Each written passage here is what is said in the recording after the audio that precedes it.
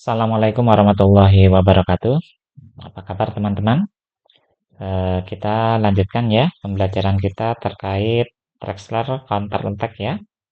Yang variasi keempat ini mungkin agak sedikit berbeda ya karena putih perhitungannya lebih cermat. Oke ya, kita mulai saja. Masih ingat langkahnya? Nah, ini pion kita diancam oleh kuda putih, kita lindungi. Kemudian putih memindahkan gajahnya, kita pindahkan kuda kita. Nah, ini lagi-lagi putih masih menggunakan Fred Liver Attack ya. Jadi ciri khas dari salah satu Italian game. Nah, kita pindahkan gajah kita. Udah makan pion kita. Kita masih sama langkahnya. Kita lakukan pengorbanan. Sekak. Raja putih masih makan gajah kita ya. Kita lakukan sekak. Kemudian kita pindahkan menteri kita.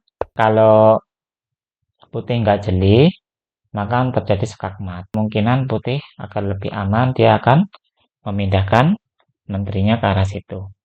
Kalau kalau putih mau memindahkan menterinya, kita pindahkan kuda kita untuk mengancam menteri. Menteri pindah ke E3, kita bisa memakan pion yang di C2 untuk mengancam menteri dan benteng.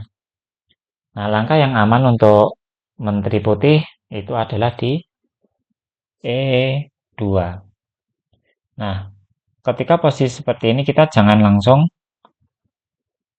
memakan benteng, karena nanti benteng kita juga akan hilang oleh kuda putih.